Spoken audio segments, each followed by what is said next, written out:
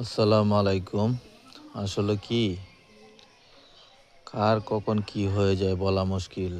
আমরা হঠাৎ করে কালকে রাতের 11টার দিকে আমার একটা ফুফাতো ভাই মরার খবর পেয়েছি।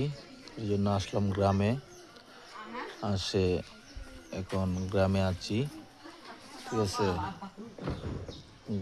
গ্রামে হঠাৎ করে রাত্রে এ, মারা গিয়েছে, ঠিক আছে। তার জন্য খবর পেয়ে রাত্রি এসেছি।